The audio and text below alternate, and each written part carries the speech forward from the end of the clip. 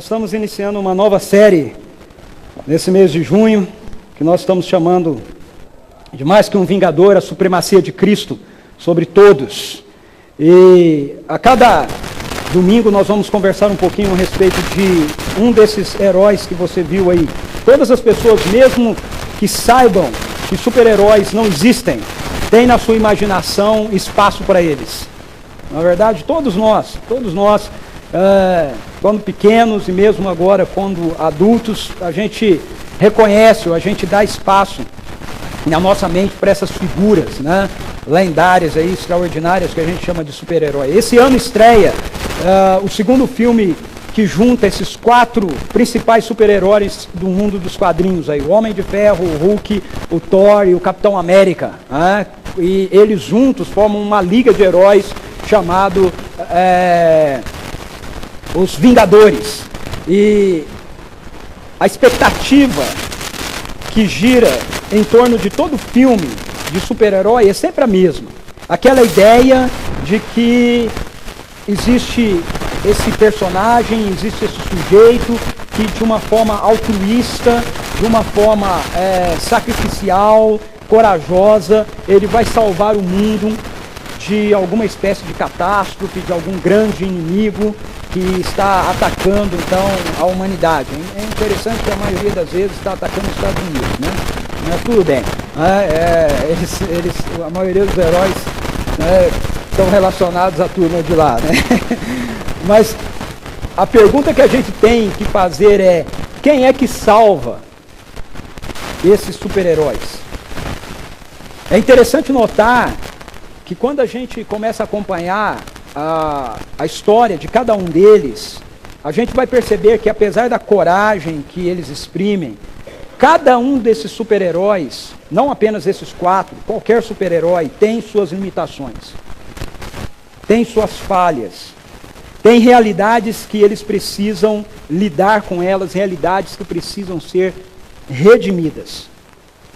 E é muito interessante também perceber que essas realidades, essas fraquezas, esses aspectos de suas vidas que precisam ser redimidas, tem tudo a ver com realidades que são expressas, na verdade, como parte da vida e da característica de cada um de nós, que também precisam ser redimidas. Então, esses personagens, na verdade, eles trazem em si, por mais poderosos que eles são, eles trazem em si essa perspectiva da vida humana, de nuances da vida humana, de áreas da vida humana que precisam ser redimidas. Deles, assim como de cada um de nós. Ou seja, apesar de serem super-heróis, eles demonstram para a gente que todo ser humano, toda pessoa, precisa de um Salvador. Então, nessa série que nós estamos começando hoje, nós vamos ver como é e por que que Jesus Cristo é esse Salvador. Por que Jesus ele é superior sobre todo e qualquer super-herói, e por que só ele pode ser o verdadeiro Salvador que nós, seres humanos, precisamos. Nenhum desses heróis podem realmente nos salvar, mesmo que eles existissem. Nenhum deles teria condições de fato de nos salvar. Apenas Jesus tem essa condição. E ao longo dessa série nós vamos ver o porquê disso. Hoje nós vamos começar dando uma olhada num desses heróis aí, num desses vingadores. O primeiro vingador que nós vamos olhar, que nós vamos analisar é o Homem de Ferro. Ok? O Homem de Ferro. Nós vamos ver que Jesus, ele é superior a esse vingador chamado Homem de Ferro em sua humildade. E por isso é que ele pode ser o salvador da humanidade. Por isso que ele pode ser o redentor da humanidade. Porque ele tem uma humildade presente na sua vida que esse herói, Homem de Ferro, por mais poderoso que possa ser, não tem. Mas eu queria poder fazer uma pequena resenha do Homem de Ferro, porque eu não sei quantos aqui, de fato, conhecem, né, bem esses super-heróis aí, né? Talvez alguns conheçam assim, superficialmente. Então eu vou fazer uma resenha bem bem breve, bem específica, ok? A respeito desse herói aí, desse vingador chamado Homem de Ferro. O Homem de Ferro, ele tem debaixo da sua armadura, ele é um herói então que usa uma armadura, e ele tem por debaixo dessa armadura o multimilionário Tony Stark. Esse sujeito chamado Tony Stark é aquele que dá vida a esse herói, a esse vingador chamado Homem de Ferro. Agora, quem que é o Tony Stark? O Tony Stark, ele é uma espécie de mercador da morte. Por quê? Porque ele tem uma empresa que fabrica armas para os Estados Unidos. Então, ele se enriquece, o pai dele se enriquece e ele continua se enriquecendo através dessa empresa que fabrica instrumentos de guerra e que vende esses instrumentos de guerra para o governo americano.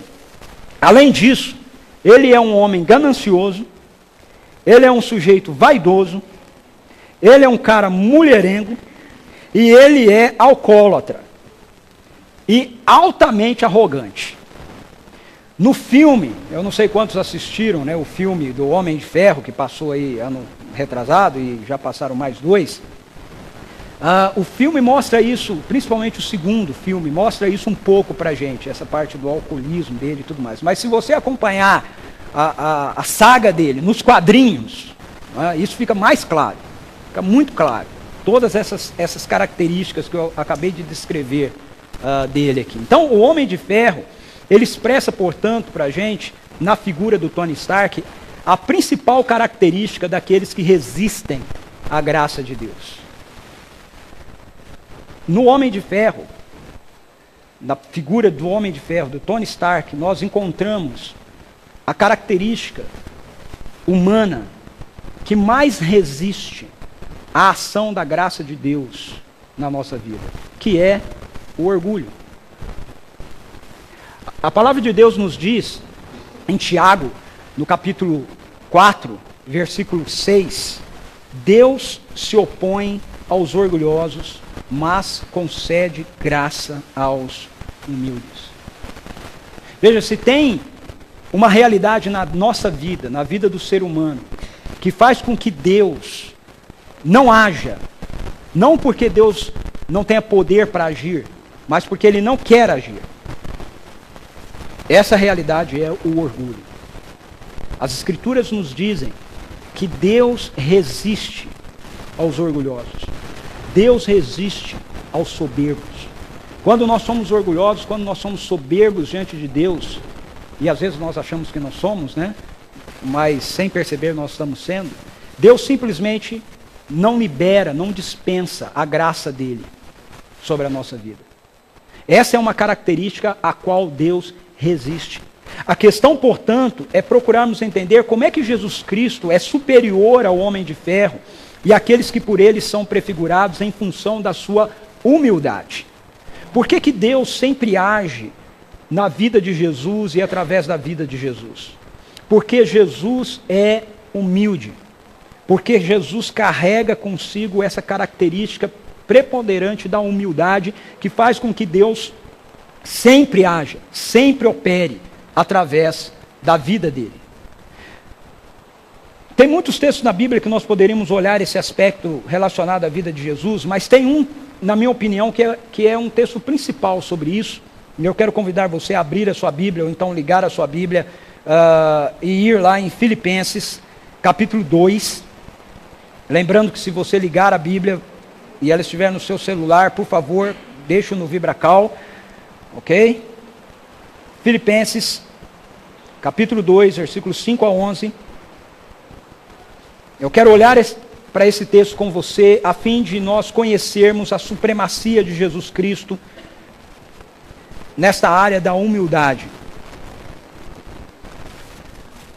O que é que a palavra de Deus nos ensina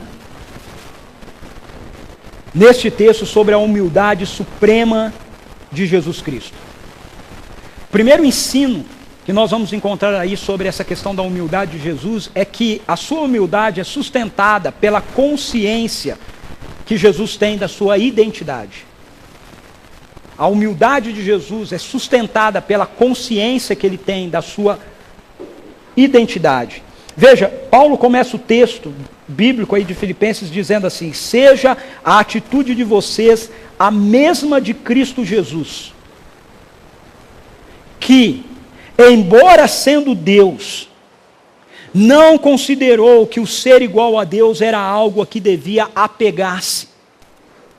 Dentro do contexto da nossa sociedade contemporânea, nós temos a noção dessa ideia de humildade muito fora daquilo que a Bíblia nos apresenta como humildade.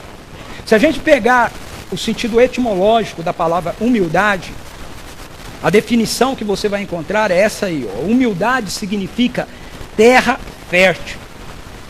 Vem da palavra humus, que significa solo sobre nós. É a qualidade das pessoas que procuram se manter no nível dos outros. Ninguém é pior ou melhor do que os outros. Todos estamos no mesmo nível de dignidade, de cordialidade, respeito, simplicidade e honestidade. Esta é a definição da palavra humildade. Você encontra essa definição em vários lugares, dicionários e tal. Eu tirei desse site, né? www.significados.com.br, um site muito interessante. Você tem o significado de várias palavras lá, trabalhando a partir da sua etimologia. Então, o conceito da palavra humildade, se você procurar em qualquer lugar, vai ser este aqui, ou alguma coisa parecida com este aqui. No entanto, praticamente falando, a nossa sociedade lida com esse conceito de humildade como algo diferente disso.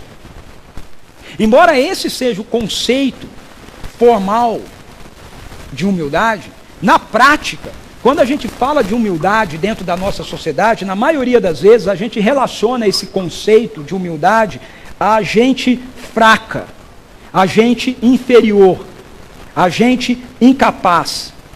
Geralmente, quando nós vemos uma pessoa de condição social, por exemplo, mais inferior, a gente diz assim: esse sujeito é muito humilde.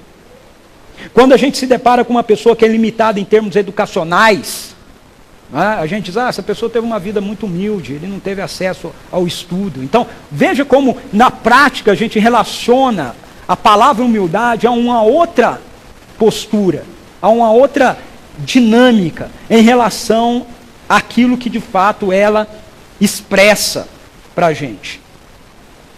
Nós confundimos também esse conceito de humildade muitas vezes quando nós achamos que a mesma está relacionada a nós não admitirmos virtudes que tenhamos.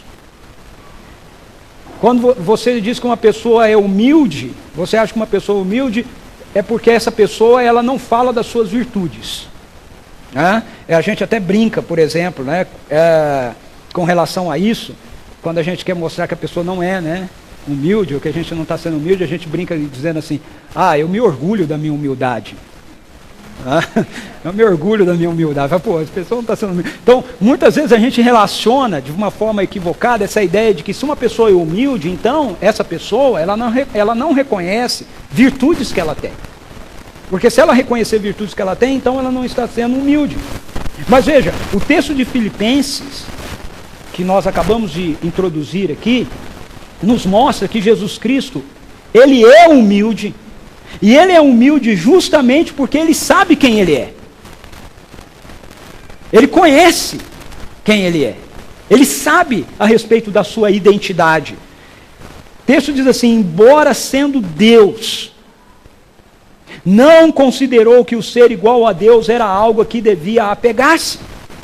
Ou seja, o que faz Jesus Cristo alguém humilde é justamente o fato dele ser Deus, dele saber que ele é Deus, e dele não fazer questão de se apegar ao fato de ser Deus.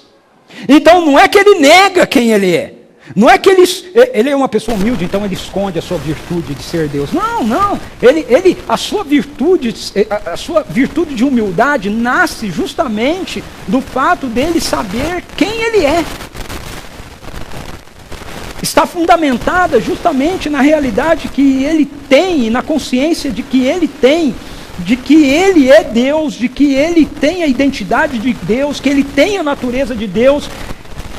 E apesar disso, ele resolve abrir mão de usar as suas prerrogativas de Deus, uma vez que ele se faz homem. Mas Jesus não tem nenhuma dificuldade com essa realidade da sua identidade. Ele tem consciência disso. Jesus seria uma pessoa que, se a gente avaliasse dentro desse conceito que a gente fala de humildade, ser algo que a gente não, para provar que temos, nós não falamos de virtudes que a gente carrega. Se a gente olhar para Jesus, a gente fala, pô, Jesus não é um cara humilde. Olha só o que ele diz a respeito dele mesmo em Mateus 11, 29. Ele diz assim: tomem sobre vocês o meu jugo e aprendam de mim, pois sou manso e humilde de coração, e vocês encontrarão descanso para as suas almas. Não é interessante isso? Se eu chegar para você e eu disser assim, não, gente, olha, eu sou uma pessoa muito humilde, você vai olhar para mim e vai dizer, esse cara, ele é muito arrogante, ele mesmo se acha humilde. Mas Jesus chega nesse texto e diz assim, olha, vocês precisam fazer a escolha de me seguir, vocês precisam fazer a escolha de aprender comigo, vocês precisam fazer a escolha de submeter a vida de vocês ao meu governo, porque eu sou uma pessoa mansa e eu sou uma pessoa humilde. Não é interessante isso?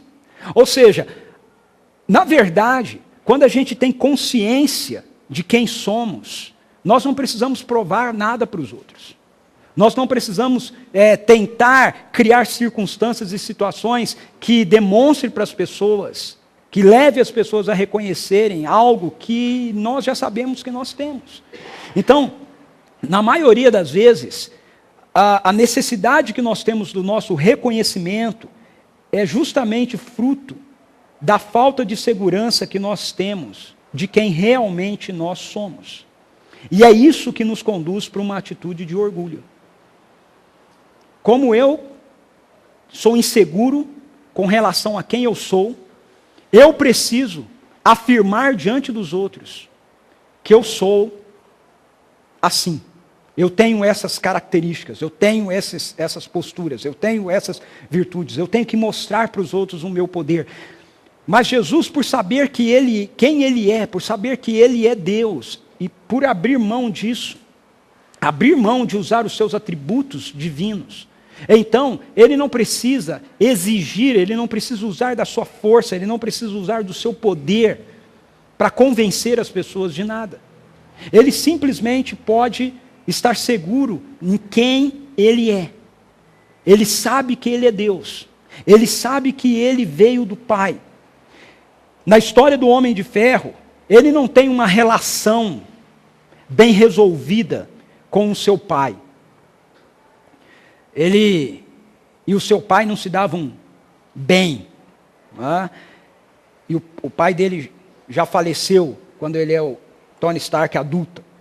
E ele passa a vida dele tentando provar quem ele é, por causa dessa má relação que ele tem com o pai.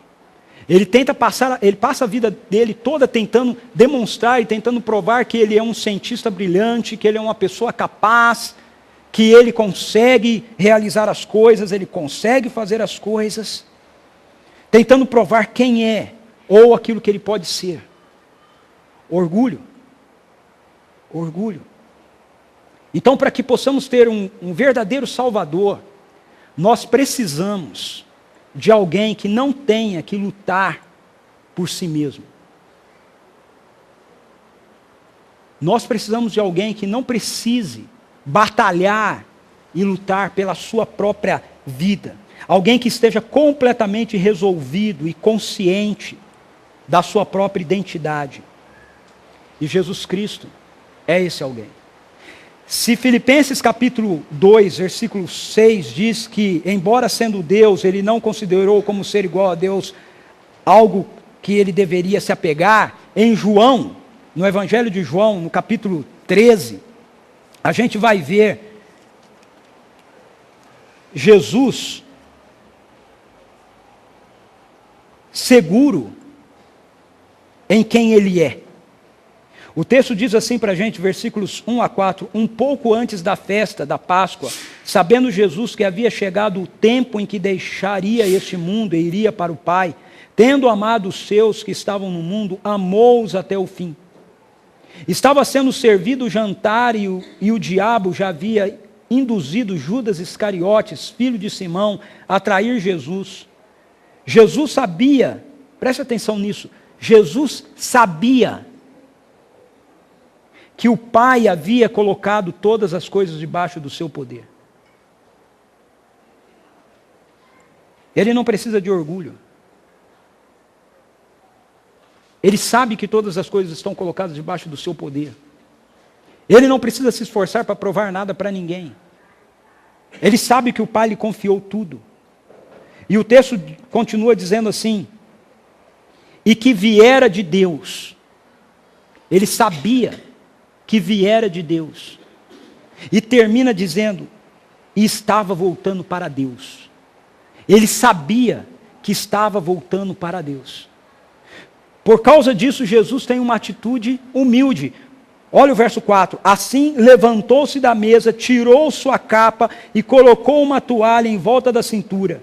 Depois disso, derramou água numa bacia e começou a lavar os pés dos seus discípulos, enxugando-os com a toalha que estava na sua cintura. Por que Jesus faz isso? Isso que Jesus está fazendo é uma tarefa de um escravo, da mais baixa casta na cultura de Jesus. Nenhum dos discípulos quer fazer isso. Nenhum dos discípulos quer ter a desonra de ter que fazer o trabalho de um escravo. Por quê? Orgulho. Se eu fizer isso, os outros vão começar a olhar para mim e vão dizer, ele foi meu escravo. Ele é meu escravo. Mas por que eu penso isso assim? Eu penso isso assim porque eu não tenho convicção. Eu não tenho certeza da minha identidade. Mas Jesus tem certeza da sua identidade. Ele sabe que veio do Pai. Ele tem certeza do seu destino. Ele sabe que ele está voltando para o Pai. Ele tem certeza de quem ele é. Ele é aquele que tem toda a autoridade. Todas as coisas foram colocadas debaixo dos seus pés. Bom, então se Jesus sabe tudo isso a respeito de si mesmo, ele não tem nenhum problema de pegar a bacia, pegar a toalha e fazer o serviço de um escravo diante daqueles seus primeiros discípulos. Por quê? Porque ele sabe quem ele é. E não é o que ele está fazendo que vai referendar quem ele é. É interessante que se você continuar lendo o texto de João 13, depois que ele termina de lavar o pé de todos eles, ele vira-se para eles e diz assim, vocês me chamam de mestre e senhor e fazem bem porque eu o sou. Ou seja, ele faz o serviço de um escravo, mas ele não é um escravo. Ele sabe quem ele é. É de um Salvador assim que nós precisamos. Um homem de ferro ou qualquer outro ser humano, devido ao nosso orgulho, a nossa soberba, a nossa arrogância, a nossa necessidade de ter que sempre provar para os outros quem somos, nos incapacita de sermos supremos na nossa salvação, em favor de qualquer um. Mas Jesus, por saber quem Ele é, tem supremacia sobre todos nós, em relação à sua humildade. Ele poderia exigir de todos reconhecimento, adoração, submissão, mas ele não faz isso. Ele não precisa fazer. Ele oferece a sua graça e a sua misericórdia. E ele aguarda que nós respondamos a sua graça e a sua misericórdia. Por quê? Porque ele sabe quem ele é. A humildade de Jesus, então, está alicerçada na sua identidade de Deus.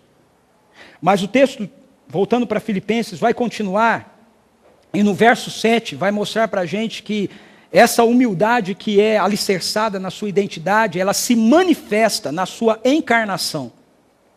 Veja, o verso 7 diz assim, mas esvaziou-se a si mesmo, vindo a ser servo, tornando-se semelhante aos homens. Existe um autor chamado Henry Nouwen, ele já faleceu, ele era um padre dominicano, e o Henry Nouwen tem vários livros escritos, traduzidos, né, em várias línguas, inclusive em português. Eu não sei se alguém já leu livros dele. A partir desse texto, ele desenvolve um conceito que ele chama de mobilidade descendente. Ele fala a respeito dessa ação do Filho de Deus em se mover na descendente, para poder então ser o nosso supremo Salvador. Ele diz, olha, o texto começa nos mostrando que ele é Deus e ele se reconhece como Deus, mas ele abre mão da sua divindade, dos seus atributos divinos, ele guarda isso e ele então entra na nossa história como um ser humano, mas ele não entra apenas na nossa história como um ser humano, mas ele entra na nossa história como um ser humano que assume uma postura e um papel de servo dos demais, e ele não apenas entra na nossa história como um ser humano, assumindo um papel de servo dos demais, mas ele também leva esse seu serviço até o seu sacrifício de morte e morte na cruz. Então, o Nouwen mostra para a gente que a trajetória de Jesus é uma trajetória descendente. O texto nos mostra esse conceito a partir do Filho, que fez todas as coisas, que criou o mundo, interagindo na Trindade, se movendo da sua glória, da sua majestade, da sua eternidade, para dentro do mundo que foi criado por Ele. Esse ser que é infinito, se limitando a um corpo finito, e fazendo isso na categoria de servo.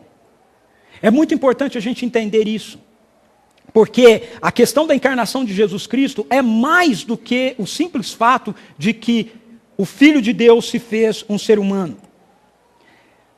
Passa pela sua decisão de tornar-se um ser humano sem privilégios e de viver uma vida de serviço e de devoção a Deus Pai, através de representá-lo entre os seres humanos, servindo a sua criação em busca do resgate dessa criação. Ou seja, em outras palavras, Jesus podia ter se encarnado num berço de ouro. Ele podia ser um Tony Stark. Ele podia ter resolvido nascer e se encarnar escolhendo alguém da linhagem de Davi que estivesse na realeza da sua época. Mas não é isso que ele faz. Ele escolhe encarnar-se a partir da vida de uma camponesa. Ele escolhe fazer parte de uma família que nós chamaríamos hoje de operária. Jesus entra na história a partir de um grupo social que nós definiríamos hoje em nossas empresas como gente de chão de fábrica. Mas ele poderia ter se encarnado no palácio. Então a questão da encarnação de Jesus não é meramente o fato dele se tornar um ser humano, mas é a escolha dele se tornar um ser humano, entrando no mundo humano e assumindo dentro da sua vida uma camada social que não o colocava no contexto em que ele se encarnou entre a nata da sociedade. Portanto, a expressão da humildade de Jesus passa por essa realidade de que ele faz uma escolha consciente. Na encarnação, aquele que é o princípio e o fim, aquele que é o alfa e o ômega, ele se limita à vida humana para viver em serviço da sua criação. Ele não entra na sua criação para ser reverenciado, para ser servido pela sua criação. Ele entra na criação para servir essa criação. E conforme as próprias palavras de Jesus, ele veio e ele serviu até a morte. O seu serviço humilde, é aquilo que o conduz à cruz.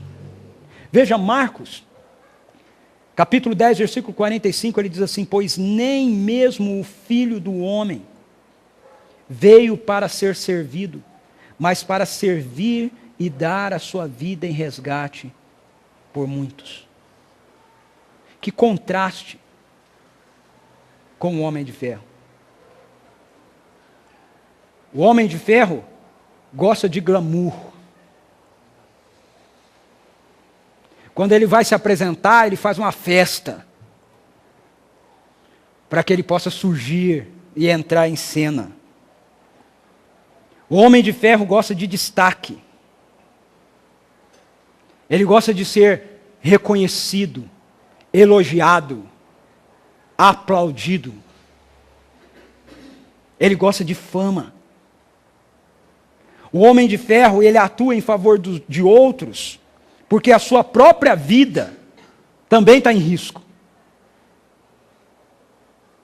Ele não tem o que fazer.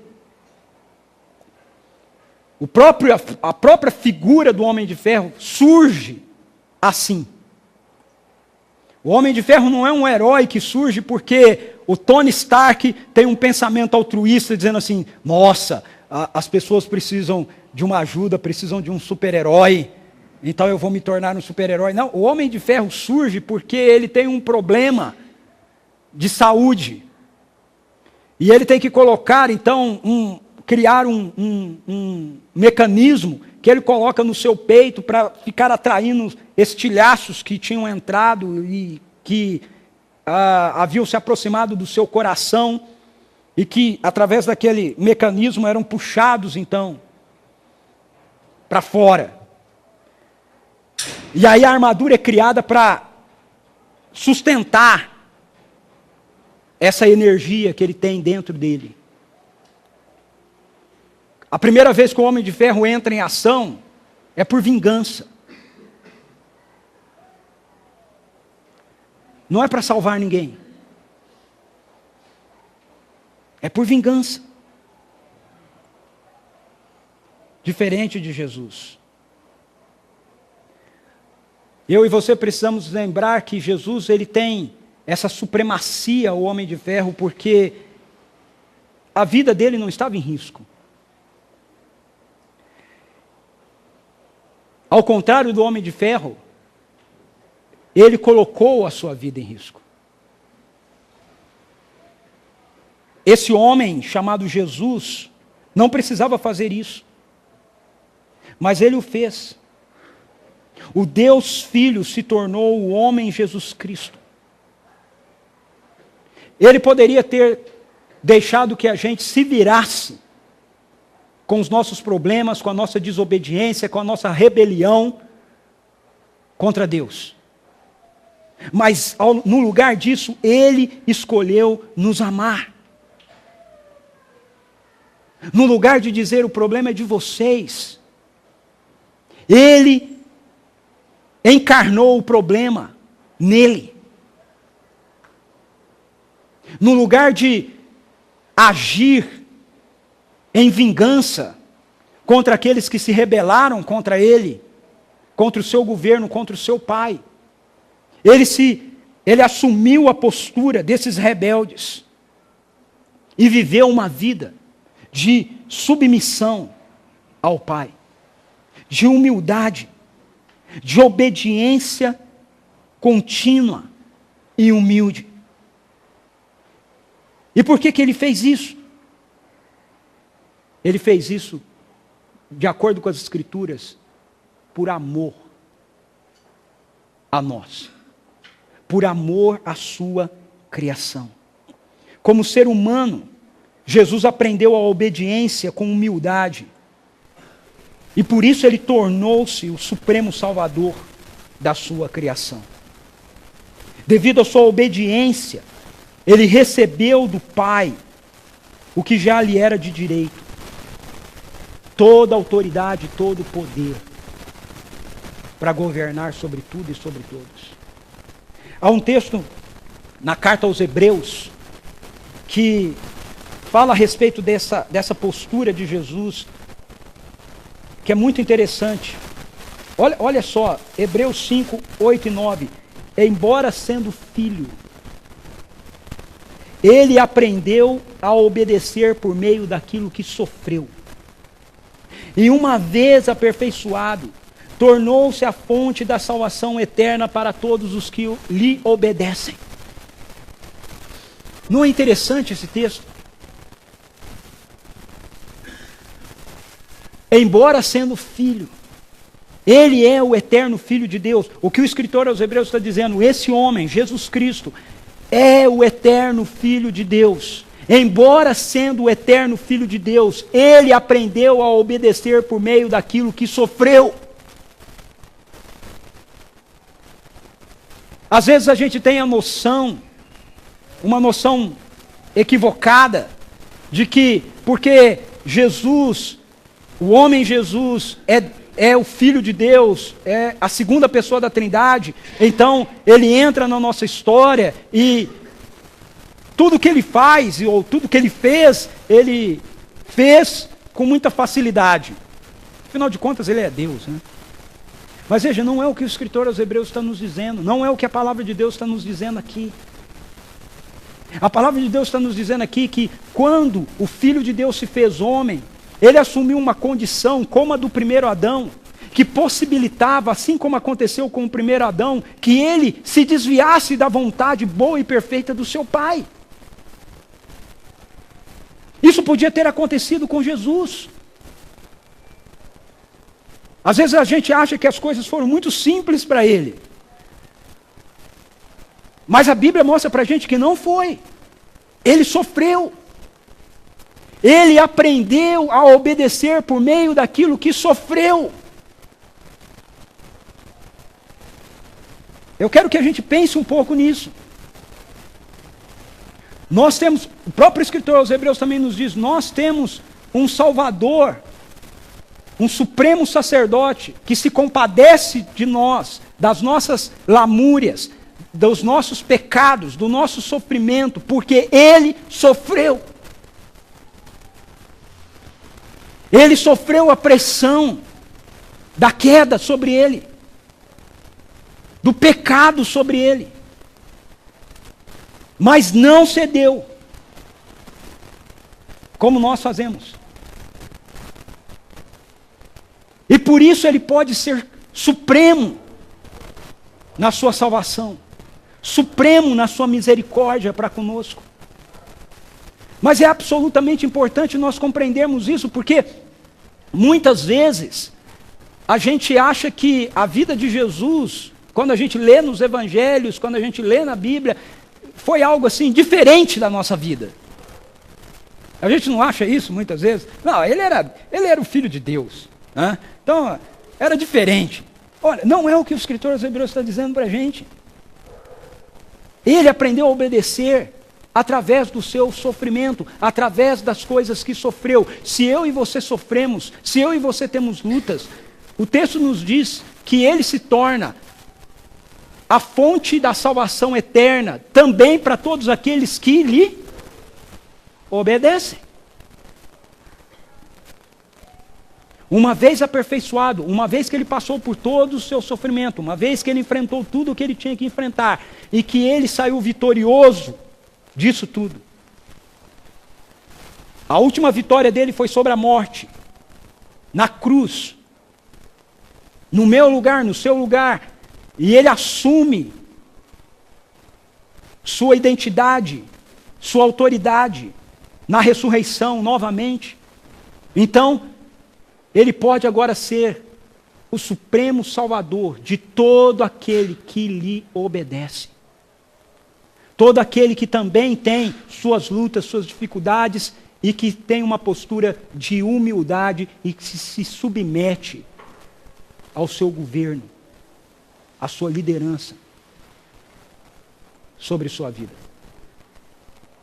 Então, se a humildade de Jesus se alicerça na sua identidade, ela se manifesta na sua encarnação. Ele não é humilde porque ele é Deus. Ele é humilde porque, sendo Deus, ele abre mão da sua postura de Deus e se faz um ser humano como eu e você. Ele dá concretude à sua humildade. Uma coisa é ele estar na sua glória e dizer: ei, vocês seres humanos aí embaixo, saibam que eu sou Deus e eu sou humilde. Outra coisa é ele dizer: eu vou mostrar para vocês que eu sou humilde. E abre mão da sua posição de glória e entra no nosso mundo, criado por Ele, não na postura de um rei para ser servido, mas na postura de um servo que vem para servir. Há um outro aspecto ainda que eu gostaria de destacar para a gente sobre essa questão da supremacia de Cristo, quanto à sua humildade em relação a nós seres humanos, que a gente está prefigurando aqui no Homem de Ferro, é que essa humildade se concretiza em seu sacrifício. Ela se alicerça na sua identidade, se manifesta na sua encarnação, mas se concretiza no seu sacrifício. No verso 8, Paulo diz assim para a gente: e sendo encontrado em forma humana, humilhou-se a si mesmo. E sendo encontrado em forma humana, já não basta ele ser um ser humano, Paulo está dizendo. Já não basta ele sendo Deus, o Criador de tudo, infinito, se conter dentro de uma pessoa finita, aquele que é o alfa e o ômega, o princípio e o fim, aquele que não é limitado por relógio, se colocar dentro do nosso tempo. Já não bastava isso. Como se já não bastasse isso. Ele ainda se humilha, permitindo que a sua criação o mate.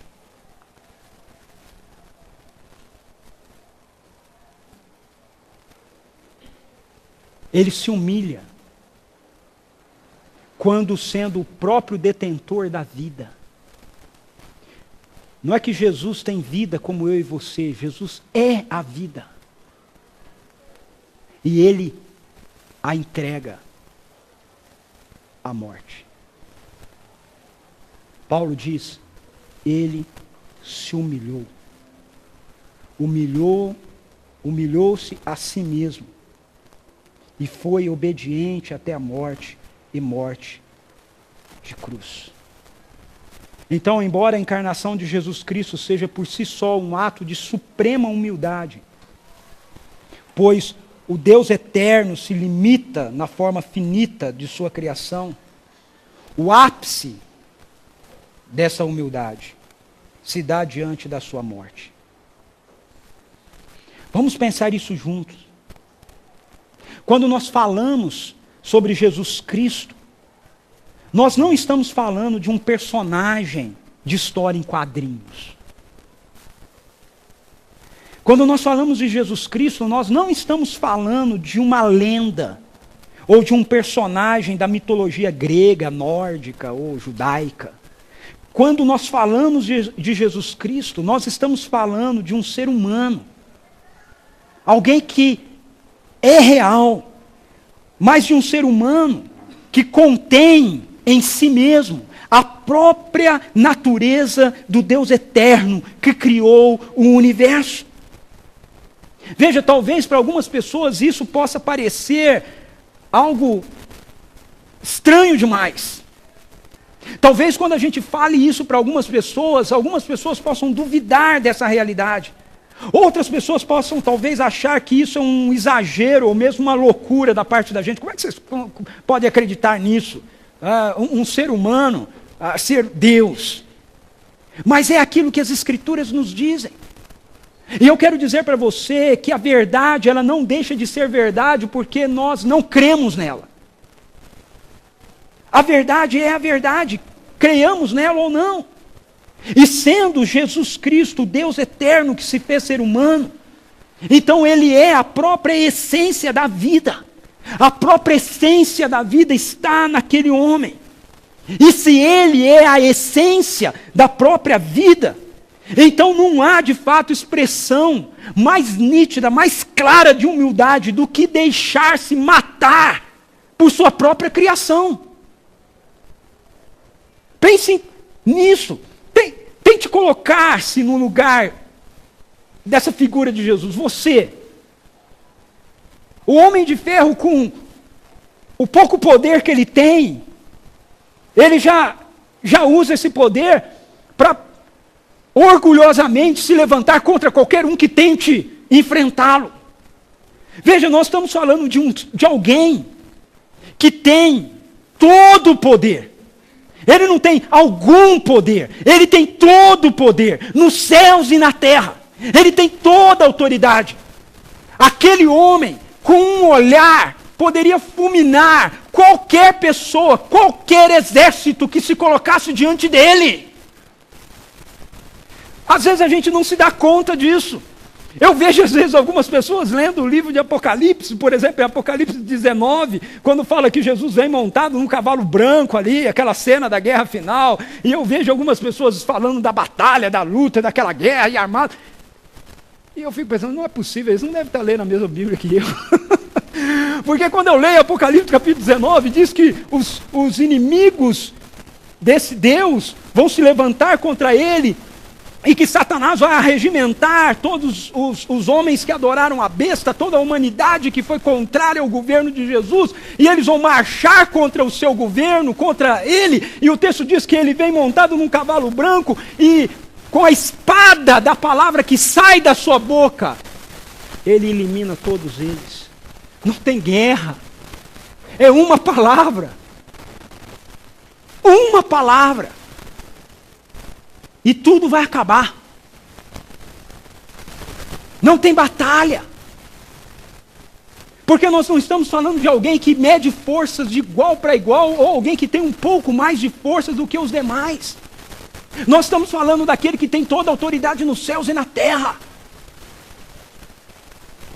O Evangelho de João nos mostra um pouco disso quando, na narrativa de João, os guardas do palácio vêm para prendê-lo, e ele pergunta: a quem vocês estão buscando? E os guardas dizem: a Jesus, o Nazareno. Ele diz: sou eu. E o texto de João diz que quando ele diz sou eu, que na verdade no grego é ego eimi, que é a expressão eu sou, o nome de Deus, né? Quando ele diz isso, os guardas todos caem. Por que eu estou dizendo isso para você? Eu estou dizendo isso para você porque Jesus foi para esse lugar aqui, porque ele se deixou levar para lá. Ninguém poderia colocá-lo ali. Ninguém poderia prendê-lo lá. É uma ação e uma atitude de profunda humildade da parte de Deus, porque na hora que Jesus bem entendesse, ele poderia descer daquela cruz. Essa é uma das afrontas que Satanás faz diante dele quando ele está na cruz, através de pessoas dizendo: você não é o Messias, desça daí que nós vamos crer em você. O que segurou Jesus no madeiro não foram pregos cravados na sua mão. O que segurou Jesus no madeiro foi o seu amor por mim e por você. Seu amor. Ninguém poderia colocá-lo lá. No Evangelho de João, verso 10, 17 e 18, Jesus deixa isso muito claro. Ele diz assim: por isso é que meu Pai me ama, porque eu dou a minha vida para retomá-la. Preste atenção, eu dou a minha vida para retomá-la. Ninguém a tira de mim, mas eu a dou por minha espontânea vontade. Tenho autoridade para dá-la e para retomá-la. Esta ordem recebi de meu Pai. E a palavra de Deus nos ensina que Jesus Cristo fez isso por nós. Não porque merecêssemos, mas porque Ele decidiu nos amar. Romanos 5:8 diz: mas Deus demonstra seu amor por nós. Cristo morreu em nosso favor, quando ainda éramos pecadores. Não há expressão de humildade maior do que o autor da vida se submeter à própria morte. Não há expressão maior de humilhação do que aquele que pode em qualquer momento manifestar toda a sua glória, calar-se diante do insulto e da blasfêmia de seres insignificantes como nós. Quando hoje Jesus ouve pessoas dizendo: quem que é esse cara? E ele não faz nada. Quando hoje, diante da blasfêmia de tantas pessoas contra o nome dele, ele não faz nada, ele continua expressando sua postura de humildade. Porque se ele quisesse, e se ele quiser, na hora que ele quiser, tudo isso chega ao fim. Jesus Cristo é superior em humildade, então, ao homem de ferro e a qualquer outro, porque diante do desaforo, qualquer um que tenha poder em suas mãos deixaria claro quem é que manda aqui. Nós fazemos isso. E Jesus, que tem toda a autoridade e todo o poder, humildemente se restringe, não usando. Jesus Cristo é aquele que tem todo o poder e toda a autoridade nos céus e na terra. E ele escolheu humilhar-se e manifestar-se dependurado em uma cruz, até que a sua vida se fosse, para que então ele pudesse reavê-la e através disso pudesse oferecer a mim e a você a vida que nós realmente necessitamos. Como consequência da sua humildade, a palavra de Deus em Filipenses nos diz que Deus o exalta. O Deus Pai o exalta. Filipenses 2, 9-11 diz: por isso, ou seja, por causa dessa atitude de humildade, Deus o exaltou à mais alta posição e lhe deu o nome que está acima de todo nome, para que ao nome de Jesus se dobre todo o joelho nos céus, na terra e debaixo da terra, e toda a língua confesse que Jesus Cristo é Senhor, para a glória de Deus Pai. Então, diante da sua suprema humildade, Jesus Cristo recebeu uma suprema exaltação, que foi promovida pelo próprio Pai. Quando nós, eu e você, seguimos os passos de Jesus Cristo, quando eu e você também nos rendemos ao seu governo amoroso, quando eu e você também nos humilhamos diante da sua poderosa mão, ao invés de orgulhosamente exigirmos os nossos direitos, isso que o Pai fez com o Senhor Jesus, Ele semelhantemente também faz para mim e para você, para a sua glória. É o que a palavra de Deus nos diz em Tiago 4,10, quando o texto bíblico diz para nós: humilhem-se diante do Senhor, e Ele os exaltará. Portanto, meus queridos e queridas, nós não devemos nos esquecer que o reino de Deus, que no reino de Deus, os humildes é que são bem-aventurados. No reino de Deus, são os humildes que vão herdar a terra.